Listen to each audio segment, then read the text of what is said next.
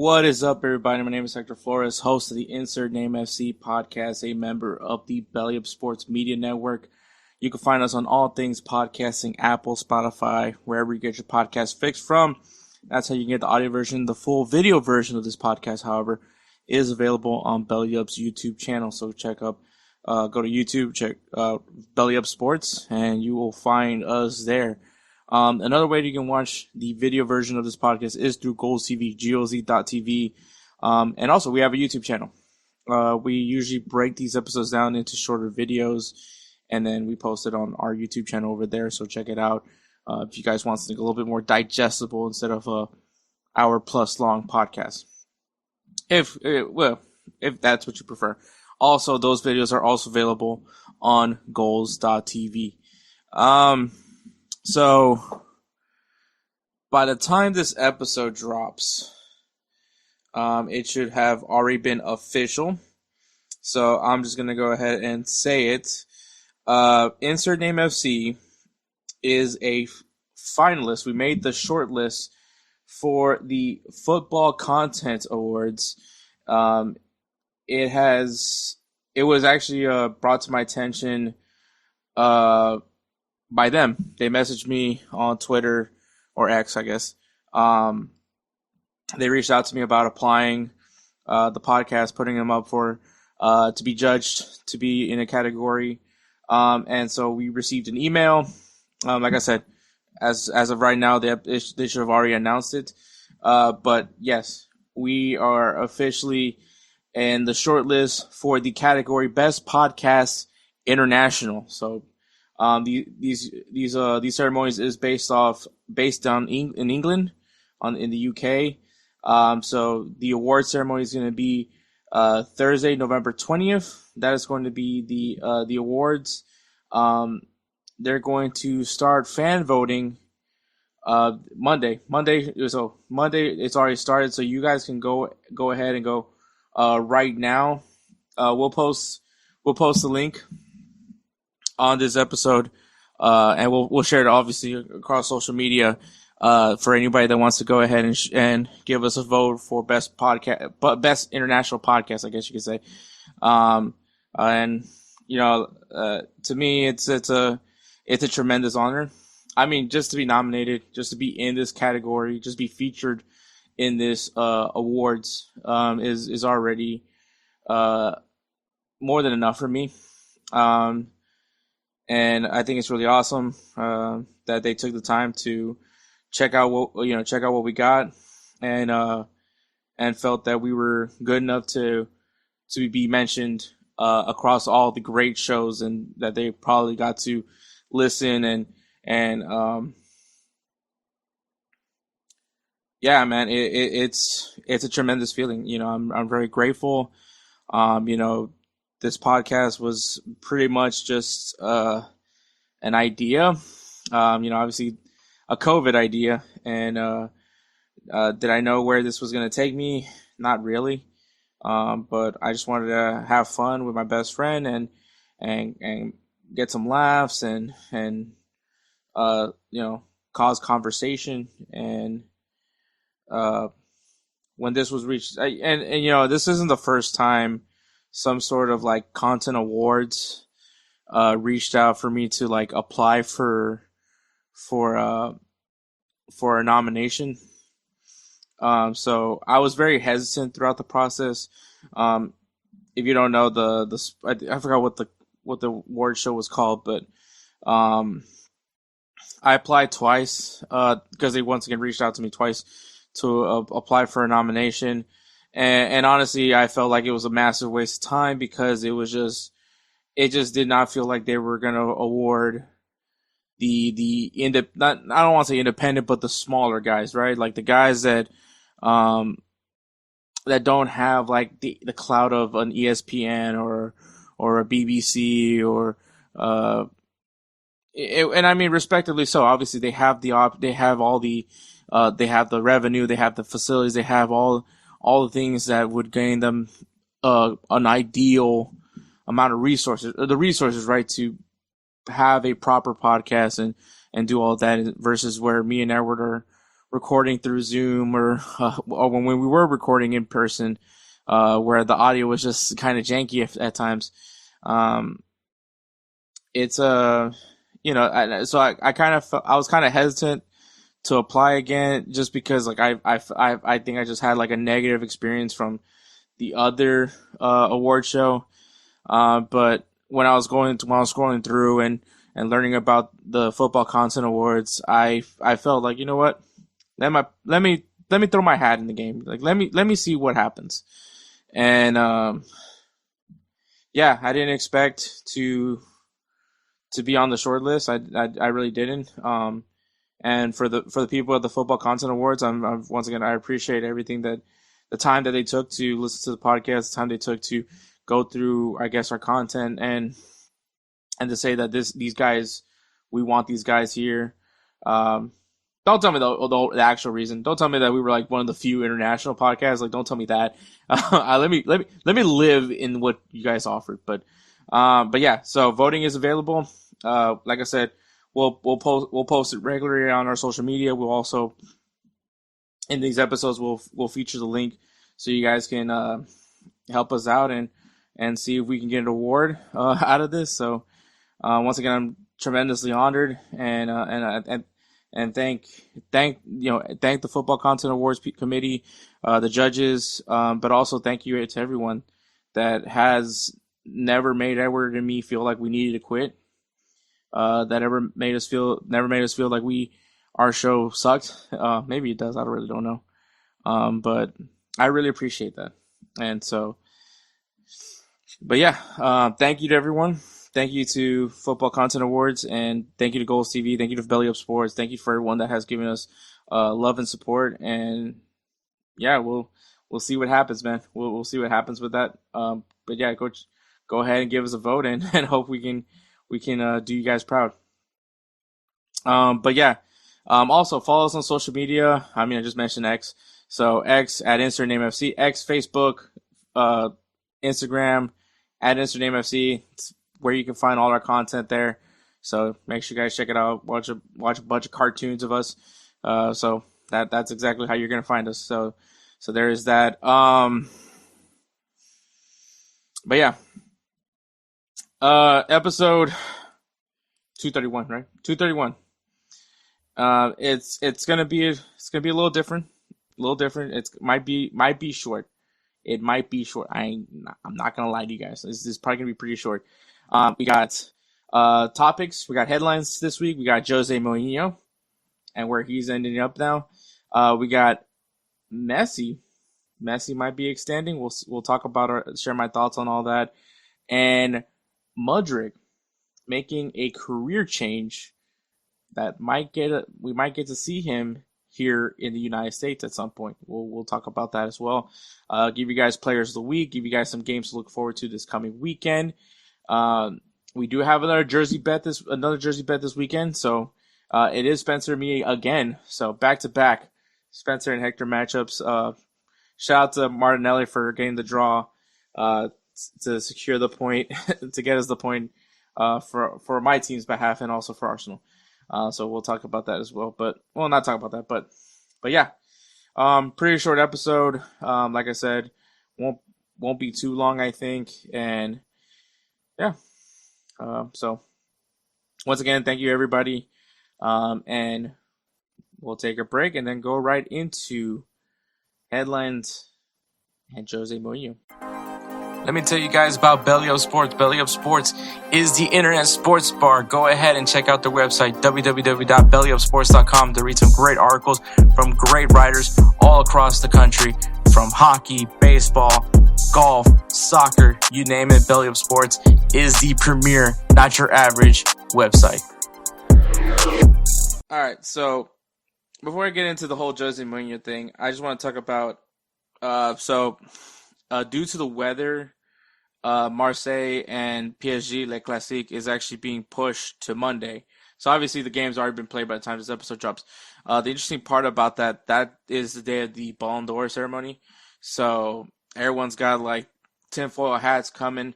Like I said, I think it is the most agreed upon probably a very well agreed upon that it should be Ousmane Dembele that should win the Ballon d'Or. Obviously, he won't be present because he would have a match being played.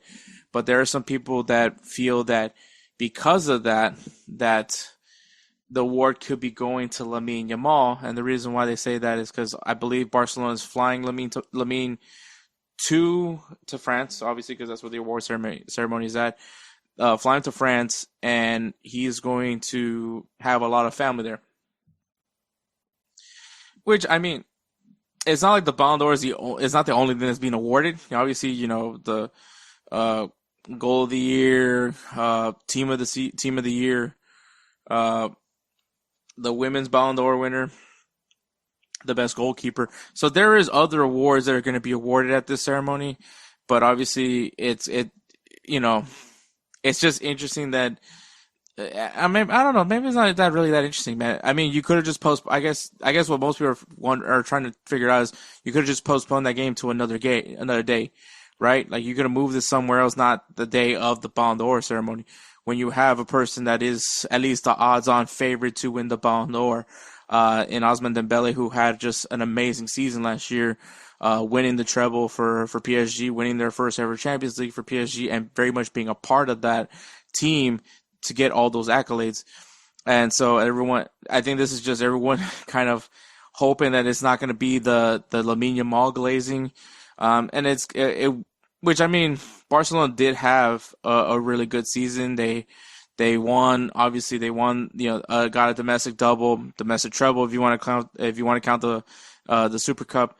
But winning the Copa del Rey, winning La Liga. But on the flip side, you could argue for Rafinha as well. So it's kind of like interesting enough to that extent.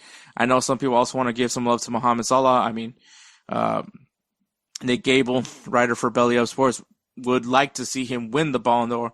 He's very much a Premier League guy, and I think he definitely it should hold more weight. I mean, no offense to Ligue 1, but once again, I think not only did he have the year that he had in Ligue 1, but he also had the year that he had in Champions League as well. And I think that at least, like, if it was just Ligue 1 and they didn't win the Champions League final, then I would probably say that, like, his odds are a little bit, like, drop a little bit.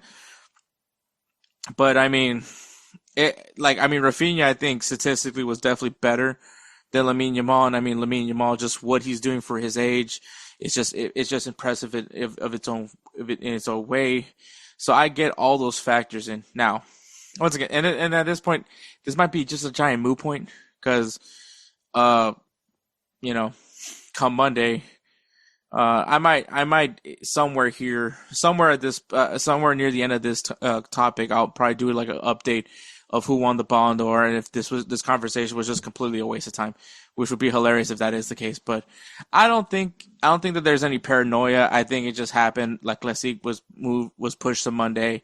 I think maybe a bad part on Ligue 1 to, you're gonna have a player that's at least gonna be sitting. At least sitting next to like the two other potential Ballon d'Or winners, and you would hope that he's the one that's getting put on, being brought to the stage to be lifting that Ballon d'Or. So I think I still very firmly believe that it's going to be Ousmane Dembele. It'll be crazy if it's not. I will have a lot of things to say next episode if that's not the case, but. We'll see, man. We'll see how it all transpires there. But like I said, I very much believe it should be Ousmane Dembele. I think he had a spectacular year, an impactful year for his club. I mean, nothing gets better than your team's first ever Champions League title and being part of that team. But I also understand that Rafinha and Lamine Yamal had an amazing, impactful run for Barcelona. And I think that they are definitely deserving of being in the conversation. I just think what Ousmane Dembele pushed himself a little bit further ahead of them, if that makes any sense. But like I said, update is probably going to be right around here. All right, guys, quick update. Like I said, there was going to be an update. So Marseille did beat PSG. I don't remember the score, but it doesn't really matter. So they played the game, and then I would assume because Dembele was very much present because he won the Ballon d'Or, as he should have. For people that are gonna disagree on it, I don't know, suck a dick. I really don't know what to tell you. Um, we'll get more into depth of our thoughts on the Ballon d'Or itself next episode, but yeah, Ousmane Dembele is officially the 2025 Ballon d'Or winner, respectively. So I don't think that there was many people that would have. I'm sure there's people that didn't want Dembele to win it, but I mean, the accolades are there. I think he checks all the boxes. So yeah, if you guys aren't happy with it, well, I didn't vote for him. I can't vote for him. So get mad at the French media if that's how you feel. So no, yeah. So like I said, there's a lot of things I want to say. I don't want to say it right away because next episode we're going to cover it. We're going to go fully break down the Ballon d'Or. So I don't want to take too much away from that conversation. So yes, congratulations, Ousmane Dembele, 2025 Ballon d'Or winner. And he was present to lift the Ballon d'Or. So congratulations.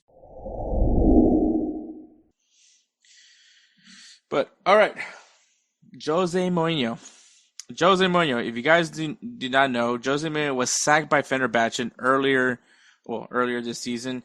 It was actually around the same time as Ole Gunnar Solskjaer and Eric Ten Hag getting sacked by their respective clubs, it was just like a little fun thing about Manchester United. Let's laugh more at Manchester United, even though they did have a good win against Chelsea. But yeah, Jose Mourinho was let go by Fenerbahce.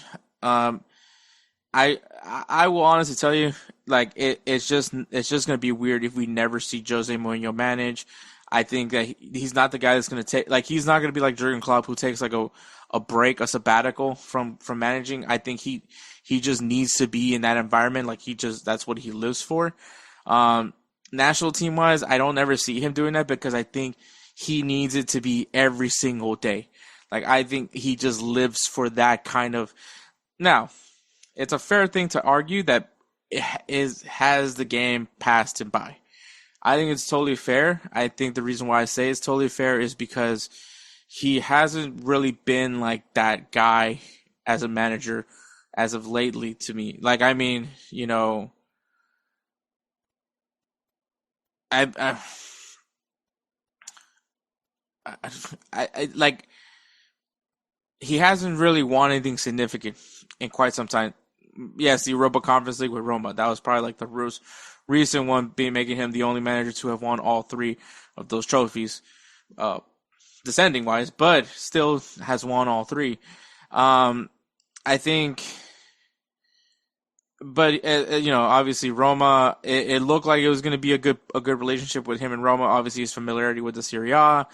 But it just didn't pan out, and that's when he got the opportunity to go to Fenerbahce, which I'm not trying to say Turkish league is like a terrible league by any means. Fenerbahce is a really good club. It developed, you know, a lot of big names come from that club. A lot of big names have played in that club.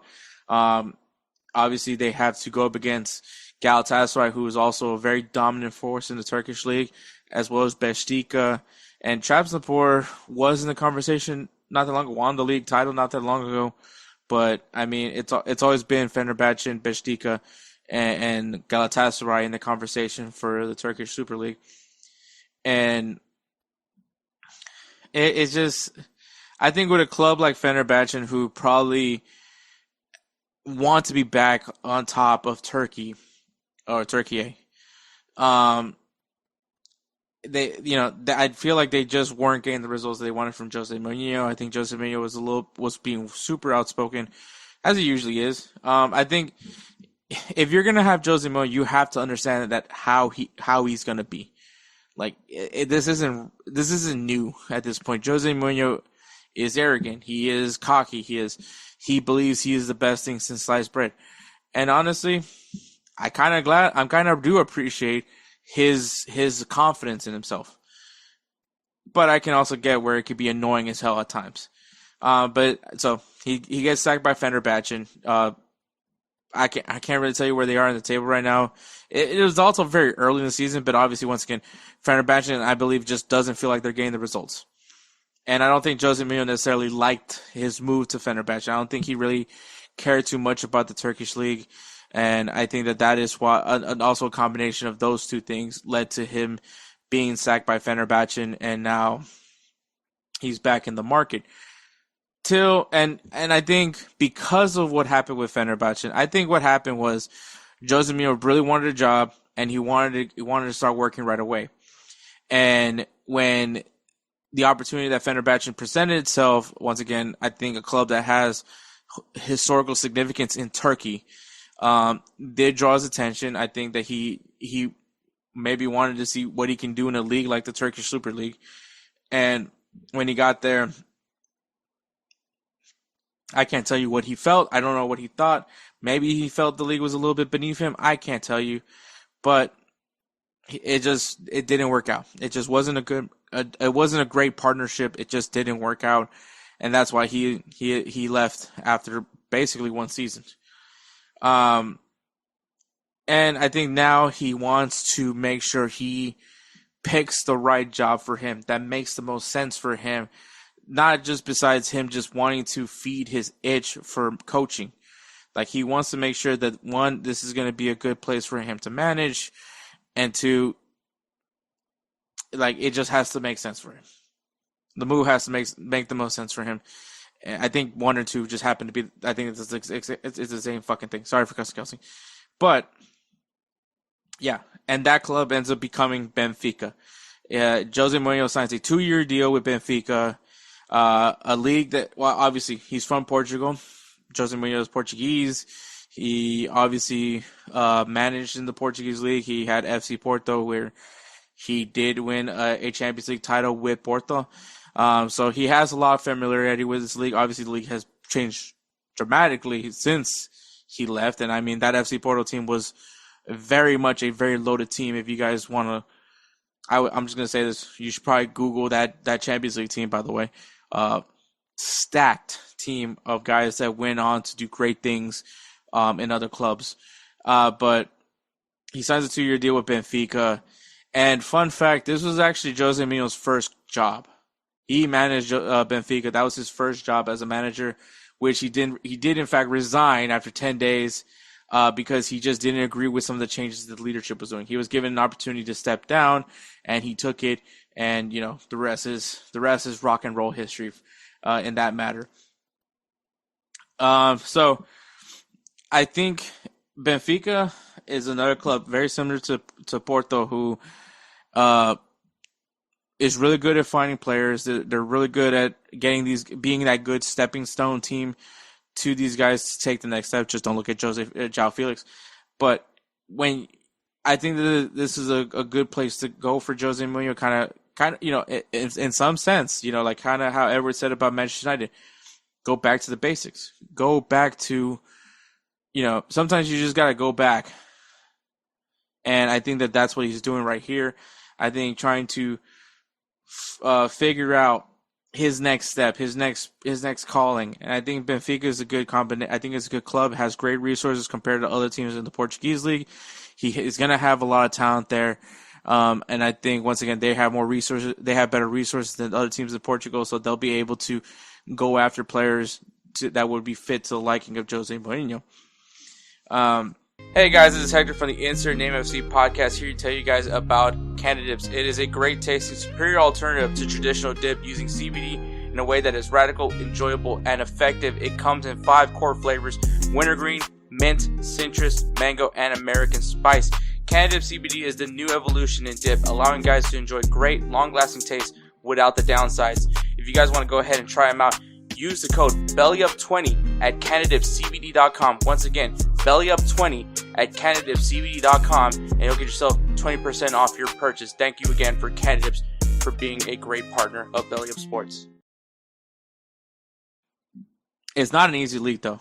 You do have FC Porto, who is still very much a force, and Sporting, who has been recently has come back into that conversation in the Portuguese league. So this is not necessarily an easy task for Jose Mourinho. Benfica also a very good team, but still, I think there is still a challenge in play, and I think so. There is a challenging aspect to it. He's in his home country of Portugal. He's playing in a league that he's going to have some serious competition with. He can't be resting on his laurels. He's going to be challenging himself, and I think that this is kind of that combination of things that makes the most sense to him, and it'll work. Hopefully, it'll work out.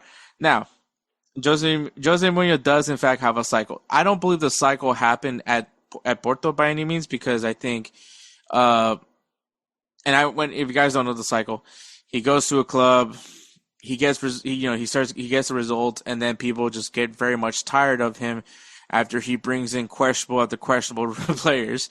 As I can speak for it, as someone that was one of his teams that he managed was Real Madrid. A lot of questionable signings, a lot of guys that didn't understand. But he was a special one. He was the special one. He knows what he's doing. He's the best. He's the best manager in the world.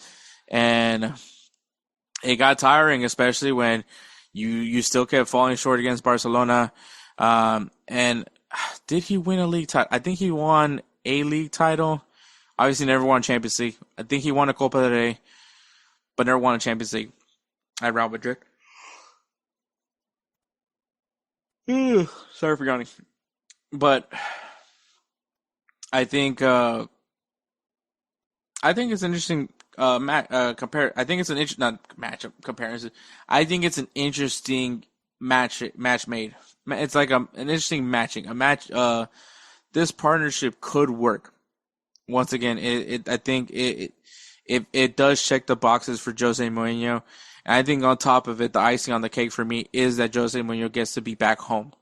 And I think sometimes that helps a lot tremendously for people. It's just going back home. Like when I think about my time in the service, one of the things that I was so, I had some choices. I had some choices where I could have gone after the military. I could have gone the contractor route and continued doing what my job was in the Marine Corps. But once again, I'd be away from home. Or I could have chose the college route. I could have gone to any other college as well. But at the end of the day, I think for me, when it came down to it, I wanted to be home. I wanted to be back in Texas. I specifically was I wanted to just be back in Texas. I didn't really care if I was going to be, and I think I was like within driving distance of Houston. I think was more important to me. But because I did go for the contractor route. There was an opportunity that was like in Kingsville, Texas, which is near Corpus Christi, and I really was very interested. I was very much in the conversation for it. Fortunately, I didn't get the job, which to me was like okay, this was my sign that I am not going to continue in this path. So let me go to college, and that's what happened. I moved back to Houston. I went to Texas Southern University, and the rest is history. So, and I think it did wonders for me to be back home.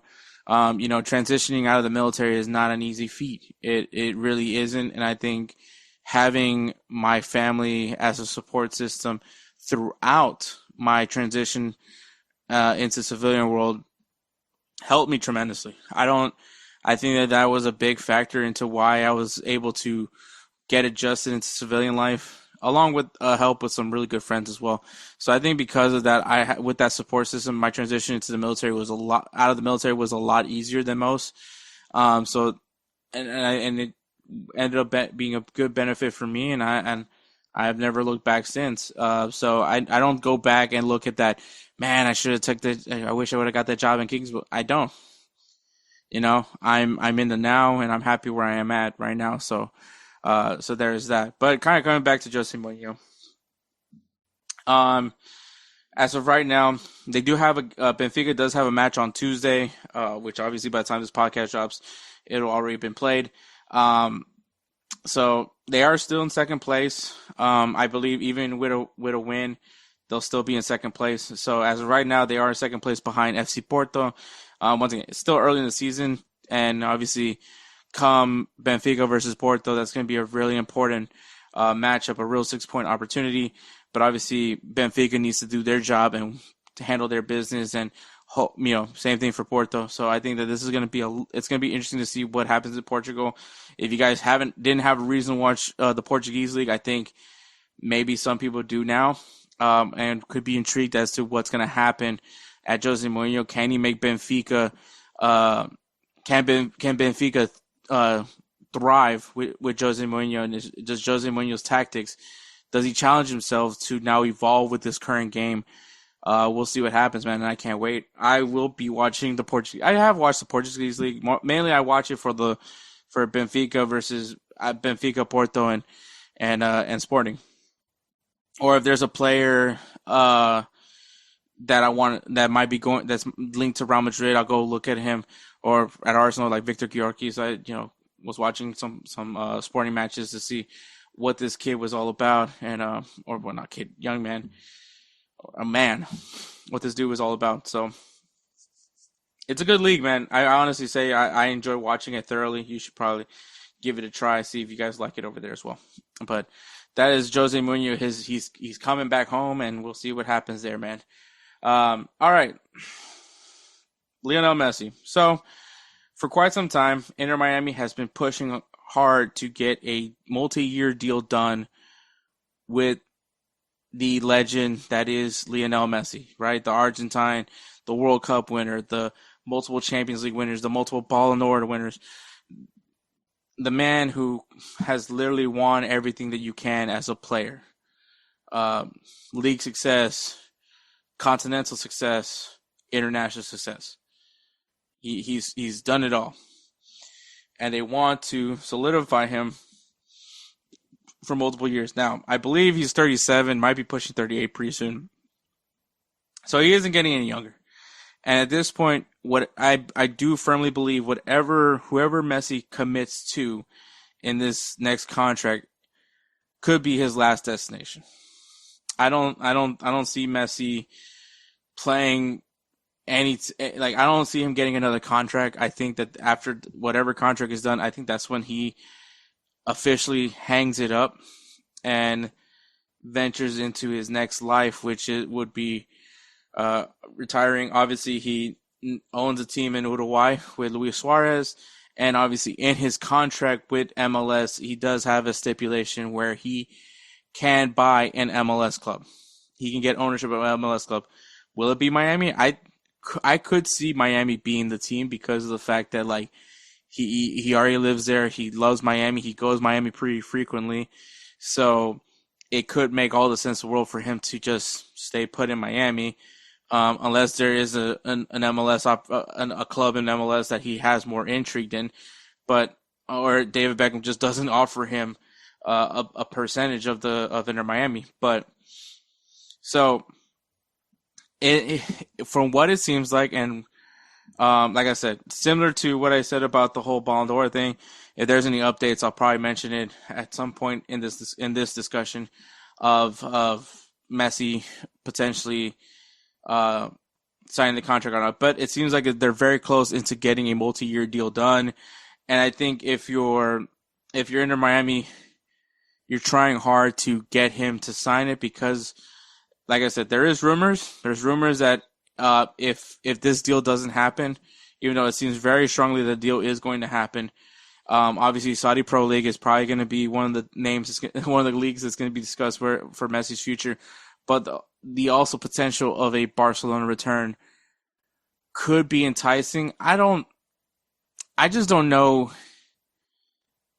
where would he play for Messi. That's the only thing I'm intrigued by.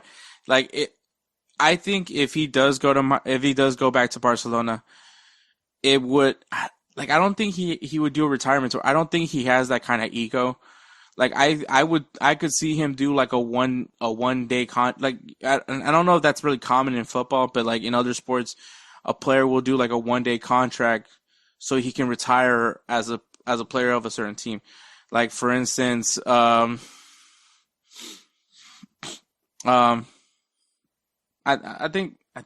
believe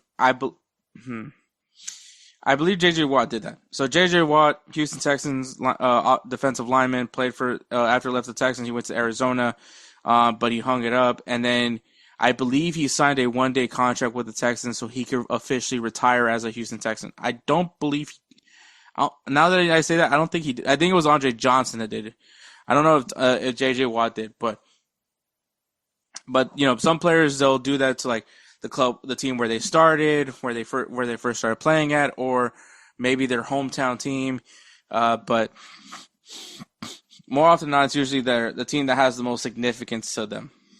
So I think if maybe Messi is the first player to do that, where he signs a one-day contract with Barcelona just to retire as a Barcelona player, and which, I mean, I don't really think it really matters. I mean, he's already immortalized as a Barcelona player. He is, when now whoever wears that 10 shirt has an immense amount of pressure because they have to live up to that 10 shirt. So I mean, it's not necessarily like, I don't think it really matters in football. Like, I think he is a legend in Barcelona. He's like, no one's going to not think of Messi in Barcelona. Like, they're just going to be hand in hand together. Like, same thing like with Diego Maradona. When you think of Diego Maradona, you think of Napoli. When you think of Pele, you think of Santos. When you think of Cristiano Ronaldo, it might be a little tricky. I think so. I think if I had to think about Cristiano Ronaldo, I would say Manchester United. I know that's stupid, especially because he played for Real Madrid. But I think, like, I don't know. I don't think I would ever say, when I look at Cristiano Ronaldo, the first thing I don't think of is Real Madrid. I think of Manchester United. And the list goes on and on for players, but like very much so, when you think of Lionel Messi, you think of Barcelona. And for some people, when you think of Barcelona, you think of Lionel Messi. So it just makes the most sense in the world. That if Messi were to do a one-day contract, which would be, like I said, I just don't think it makes sense, period. Now, if he feels that he can still lace him up and play in La Liga, which but you can watch him in the matches in MLS. Like, it's not the same Messi from before. And it's not like he's playing bad. He's playing phenomenal. I just don't know if he works in the Hansi Flick system. That's where I'm kind of curious about, and I don't think he sees like, oh, I need to be back at Barcelona. I think for him, it's just wherever he goes, wherever he signs, wherever he commits to, like, that's going to be the last place he plays for. Like, I mean, I'm sure some people wish he would want to go back to Newell's Old Boys. Like go to the club where he never really got a chance to play for, and play for his boyhood club in Argentina. But I think something about Miami, that's what is enticing him. That's why they're near the deal. That's why they're close to getting this deal done. They're just trying to get it's kind of like dotting the I's and crossing the T's at this point. At least that's what I'm figuring, because, that's what all I've been hearing is they're near the deal. They're near the deal. Now I can see the okie doke happen. Maybe Messi wants to go to Argentina. Maybe Messi wants to go back to Barcelona. Maybe he really wants that money from Saudi Arabia. I really don't know. But, like, there's something missing on the contract that he's not committing to yet. Now, which is going to be crazy because MLS has been more so than ever been changing the league, has been trying to change the league because of the fact that, like, there's things that Messi just doesn't like about the league. You're seeing that they're going to switch over after the World Cup. They're switching over to a fall spring season. So they'll be more. They're going to be actually in line with the rest of the world as far as their league structure as the season structure goes. I'm sure his issue with the playoff system, MLS is going to correct that, and I'm hoping that we're going to hear what they're going to change with that new season, with the new season schedule being how it's going to be. Maybe they're going to announce how the playoff system is going to look as well. I think that there's going to be a lot of factors coming in, and I think MLS is trying its best to make this league as enticing enough for Messi to stay put. Because like I said, Messi is drawing people. People are flocking over to any game Messi's playing. Like, those ticket prices are ridiculous to go see Messi. So, like I said, I get it. Like, MLS still very much needs Messi.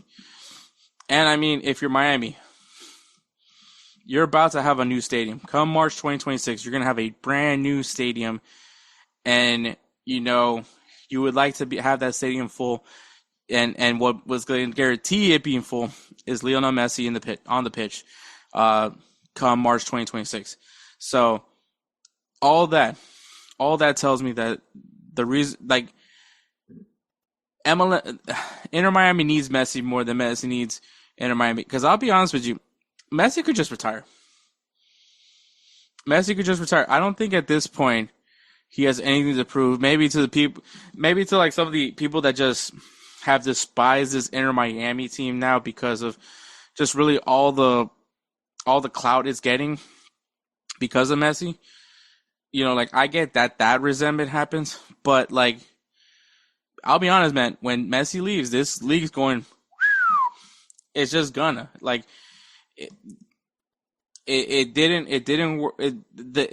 keep going. It didn't keep increasing when Beckham left. You know, the same thing with Thierry Henry. It didn't necessarily gain a lot of attention when Thierry Henry was here.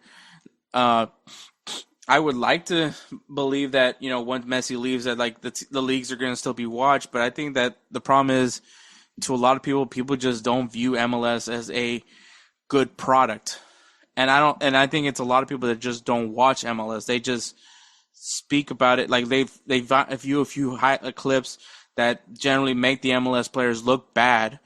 And they're just like, oh, they're not on the same level as Europe, which is totally fair to say. But at the same time, it's still a professional league. These, like, the guys that play professionally, like, I will guarantee you, like, not anybody can go and play against them. Like, these guys are still very much pros. Like, they are still playing at a level that not the average person could play at. But I digress on that part. But yeah, I think Miami needs to get a deal done. Like I said, I think it's more Miami needs it done. More so, Messi doesn't need to sign a new deal. Messi doesn't need to continue to play. Like I said, Messi could look back at his career, and I mean, you know, maybe 2026 is what his eyes are set on. Like, he wants to play in the 2026 World Cup, and then maybe he'll just be like, deuces, guys, what a ride. I can see that. I can honestly really do see that. But on the flip side, I mean, I'm sure people want to see Messi lift an MLS Cup and showcase that he is a class above all else. But we'll see what happens, man. I hope a deal gets done, mainly just because of, you know, going into the 2026 year, going into the World Cup, you want as much hype as you can here in the U.S. for the game. And I know the World Cup is going to sell itself. I know it is. But, like, we need to get more Americans just to, I don't want to say I need, but, like, there needs to be more people to, like, be more open-minded with this game. I hate the people that, like, are so closed out on this game. Oh, that's not real sport.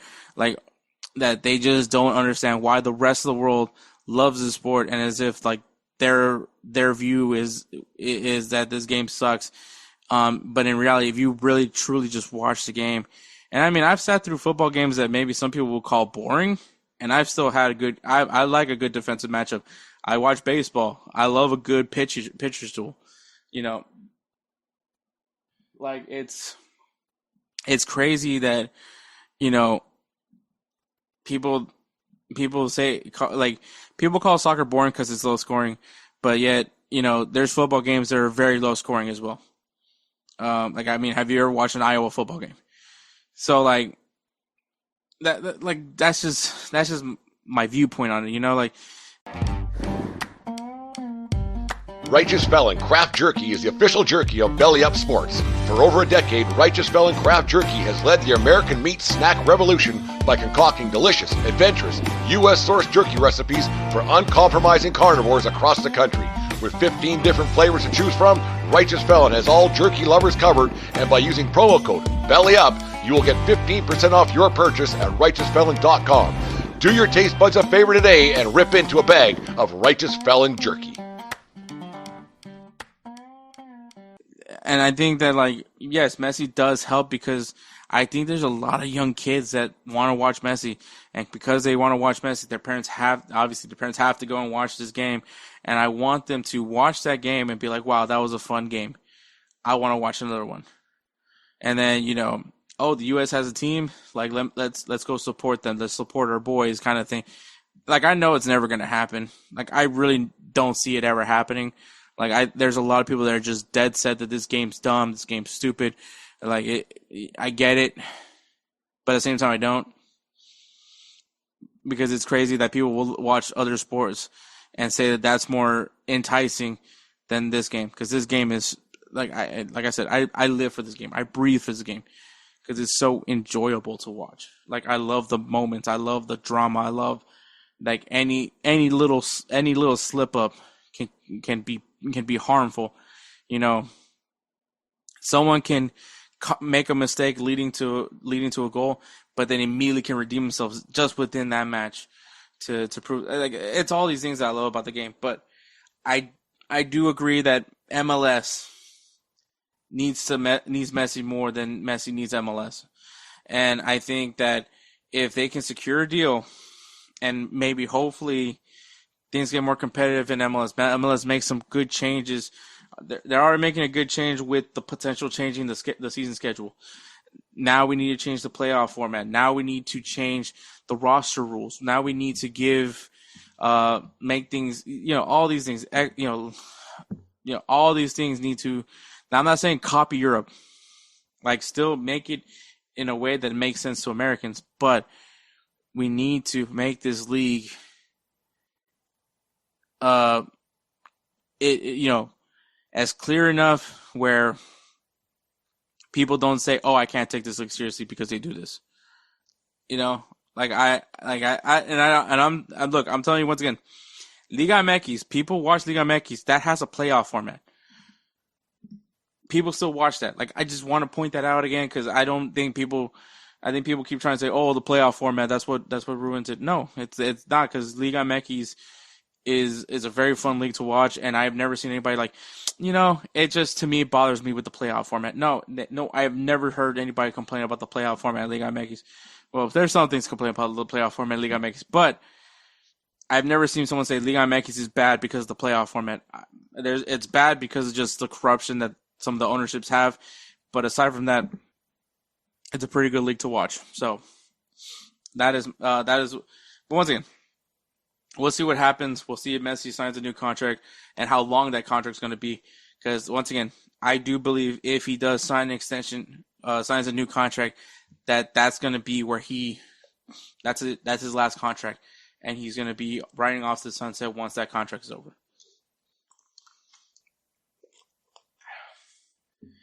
All right, so Mudryk. So Mudryk was froze out of football back in June for violating the anti-doping rules. And I mean, Mudryk was once viewed as a promising player, Ukrainian, amazing pace. Was linked to Arsenal, and then Chelsea swooped after him, and now he's froze out for the anti-doping, and it seems to be where Mudryk is now in this fork of the road. Does he continue to push for the football dream? Because, I mean, I'll be honest, Pogba, he got hit with those anti-doping rules as well, and it was a good while before he got back on the pitch. So Mudryk is definitely a lot younger than Paul Pogba, but is he willing to wait that long to get out there? And, I think that he was, in fact, in an interesting fork of the road, because he could just tough it out and try to see if he can get back in football, or pursue something else, which it seems that that's what Mudryk, in fact, is doing. Now, I'm going to point this out once again. Mudryk is very much known for his pace. He has really good top speed. And maybe not only just as a football player, but maybe for his country, his pace could also be maybe a skill set that could benefit him in another competition. And with that being said, and I don't think that this is him just deciding it. I think clearly he had some people that felt some way about this, about Mudryk, especially about his athletic abilities, specifically in his sprinting ability. He has decided to opt in preparation to qualify for the Ukrainian team for the 2028 Summer Olympic Games, which will be held in Los Angeles. I think this is, and obviously it's going to be track and field. Like, he's going to be working on his track and field abilities. I believe the sprint competition, in the sprint category. I don't know if that's a category in track. I'm not a real big track and field guy. I know there's the relays. I know there's the dashes. The 100-meter dash, maybe. But I guess maybe sprinter is his thing. But we'll see. But he is going to start training.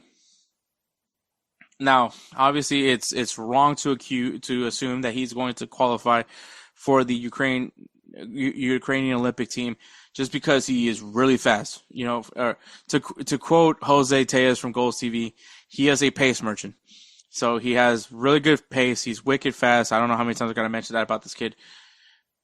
So I'm not saying that he's going to make the Olympic team. He is going to prepare to qualify for the Olympic team. So he's going through all the right steps into becoming an Olympian. So he's going to do all the training with the track and field coaches.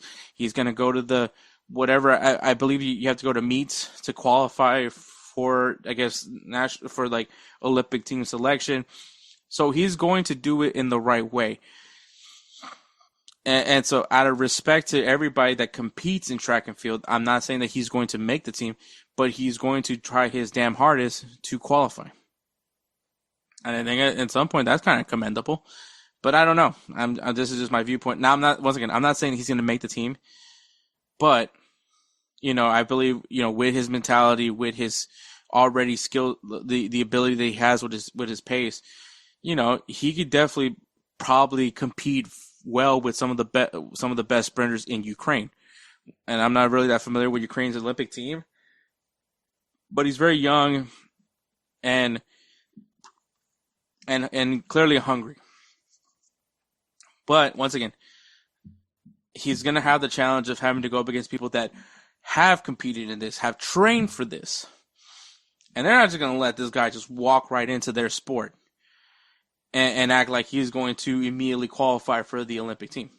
And that's what I'm saying. I'm not assuming that he's going to make the team, because he's got to go up against guys that have very much been in this team, knows what it takes to make it to the Olympic teams.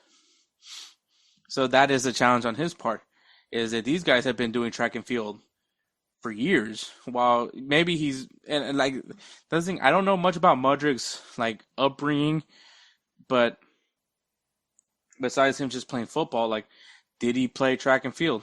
And some people may say, like, well, there's a lot of running in football, so he should be able to do it. I'm like, I understand that, but once again, track and field is a whole different thing. Their focus is specifically on running, whereas football it is a combination of other things, not just running, but also obviously footwork, ball control, all the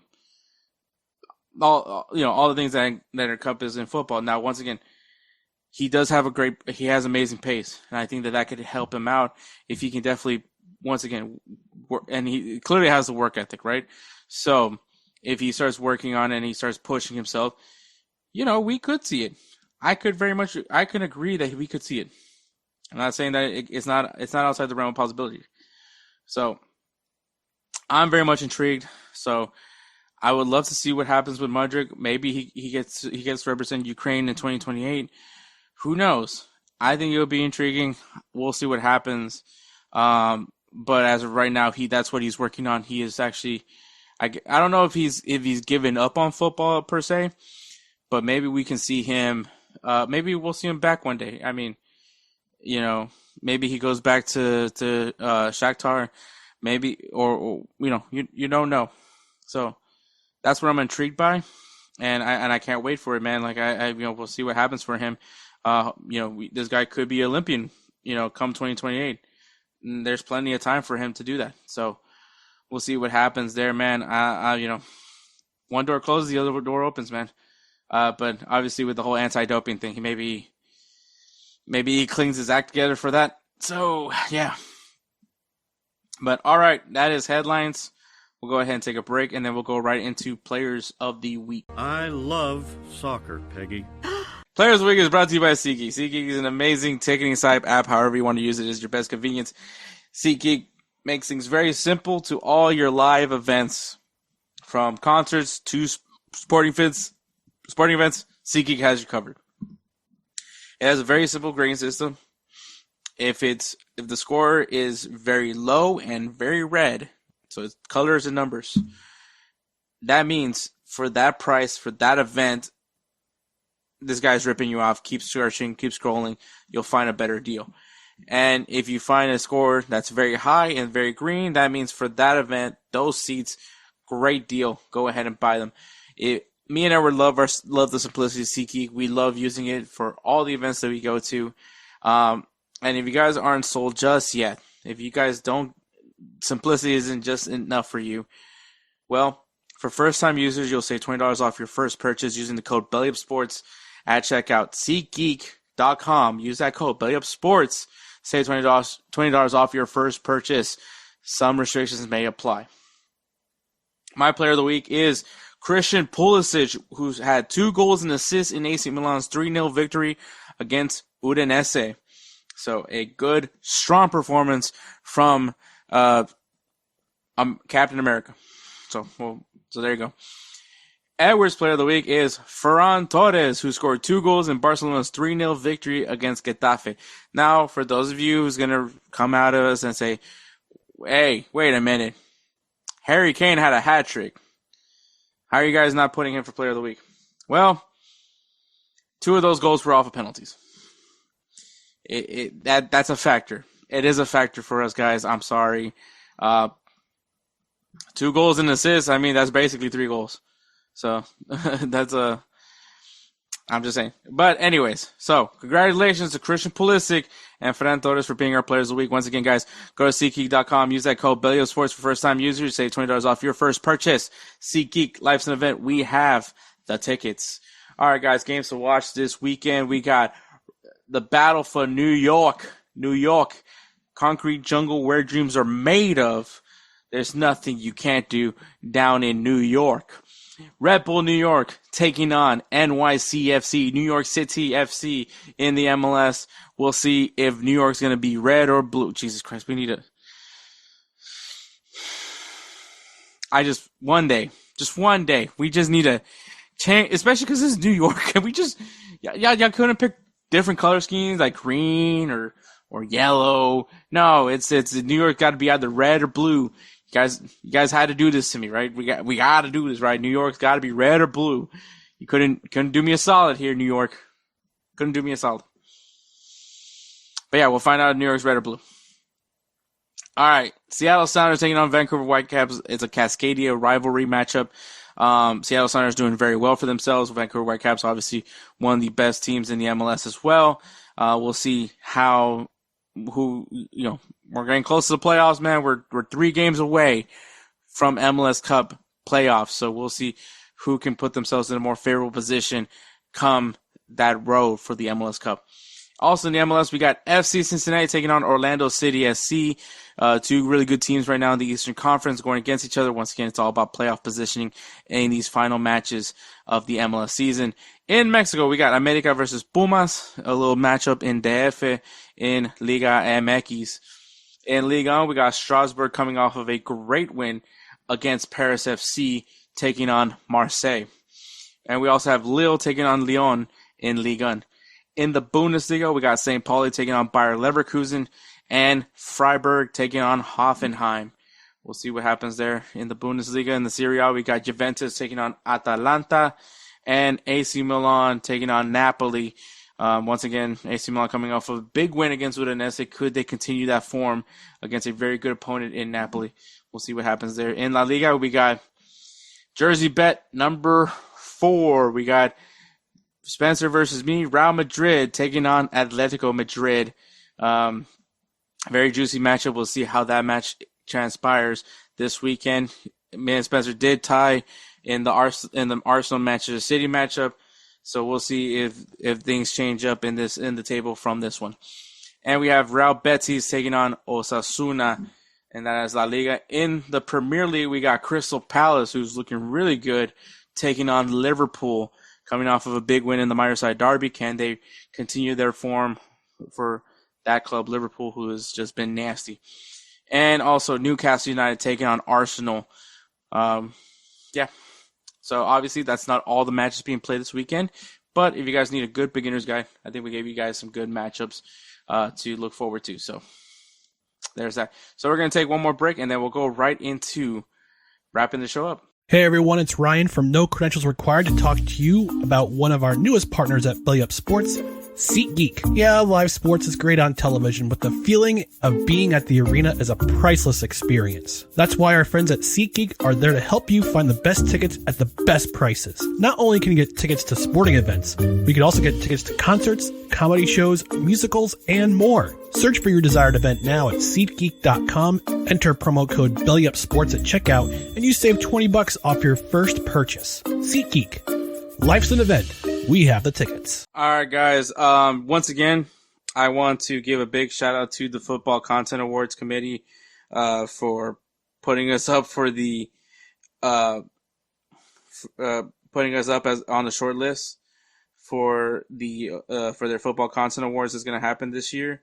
For you guys, if you guys are wanting to know more about the Football Content Awards, you can check them out on Twitter at the @the_FCAS. So at the_FCAS. That's where you can find them on the X to see all the notifications of what's going on with the awards. Especially if you guys are interested to learn a little bit more about them. And like I said, it's based out of London. It's a really cool opportunity, and I'm really grateful for them for reaching out and showing interest on the pod, and hopefully we can give them good representation. Also check them out on IG, on Instagram, at football.content.awards. That is another place where you can follow them as well. Once again, they're going to announce the nominees pretty soon. Well, by the time this episode drops, the nominees have already been announced. So once again, voting is available. Check out their website. Let me see. I should. Football. This is great. Podcasting content awards. Yeah, check out their website at footballcontentawards.com. Where you can, once again, be notified of all the things that are happening with this award show, and how to vote. All those things is going to be available on that website. Make sure you guys check it out. Once again, I want to give a shout out to all the judges that took the time to figure out the podcast that the shows that they wanted to nominate. Once again, truly grateful for them. A lot of people that have a massive, experience in the whole content creation aspect of this game. Also, shout out to Nicole Holiday. She is going to be the host for the 2025 awards. So, like I said, check out footballcontentawards.com so you can go ahead and cast your vote. Hopefully, you guys vote for us for Best Podcast International in the international category. We would definitely love to do this. Once again, we're just happy to be even nominated. That is already just a big feeling for me. So, like I said, man, this podcast was just an idea for me, and Didn't think much of it and didn't know what it was going to lead for me. Didn't think it was going to lead me to some great people, like the people of Belly Up Sports, people of GolzTV, and now the people of Football Content Awards. Man, I'm just very grateful and very blessed to show that we're doing something somewhat right. So I really appreciate that. But check them out once again, Football Content Awards, footballcontentawards.com, so you guys can learn a little bit more about what they're all about. Belly Up Sports, man, check out their website, BellyUpSports.com. Lots of great articles constantly being written. Obviously, NFL, NCAA football's going on. Baseball's near its tail end. I don't know why I pointed this way. You guys don't know. But I'm currently watching the Astros get swept by the Seattle Mariners. But, so check out all the stuff, all the content over there. Check out their YouTube channel, BellyUpSports.com. BellyUpSports.com. Check out their YouTube channel, BellyUpSports. Also follow them on Instagram and X at BellyUpSports. So you can see what all the stuff that's going on over there at Belly Up, man. They're doing some great things over there, and I can't wait for it to continue to grow. Also, GolzTV, GolzTV. Check out their website. It is an amazing streaming platform service. It is free to subscribe right now, so go ahead and take advantage of all the great content that is being dropped over there at GolzTV. Obviously, Jose Tejas has come on the show from time to time. If you guys really like all that, go ahead and check it out, man. Check out, once again, the website, Golz.tv, GolzTV. Follow them on the X at Golz_TV, GolZ_TV, and on Instagram at Golz.tv, GolZ.tv. So you can see all that's going on over there, at GolzTV, from their content from Wake Up MLS, Unleashed with Eric Winalda, all the content that they cover on USL, all that stuff. Go ahead and check it out over there. And of course, man, we can't talk about this podcast without Roosevelt Spencer. He is the namesake of the Roosevelt Spencer Player of the Year Award. We love Spencer so much that we named the award after him. And I mean, for all that he does, which is providing great beats. So if you guys like the beats that we have for our intros and outros, and you guys need some beat work done, because I guarantee you guys, if you guys have a podcast, if you guys have a YouTube channel, copyright is a bitch. So, sorry for cussing, Kelsey. So if you guys want to avoid the copyright, get your own original beats, and Spencer is the guy, man. If you guys need some beat work done, hit up Spencer once again at ThatGuyDope on Instagram, at ThatGuyDope. Message him, tell him, hey, love the beats. The guys from Instant INFC sent us. We want some beat work done. Please help us. And he will take great care of you like he always does with us. We love him so much that he is the namesake of our Player of the Year award. So, what are you waiting for, man? Go hit him up. Go. What are you doing? Why are you still on here? Go on Instagram, ThatGuyDope. Once again, ThatGuyDope, and give him some love, man. So, all right. With all that being said, man, thank you so much for listening. Catch us next week for episode 232 with Edward and potentially an interview. Take care, guys.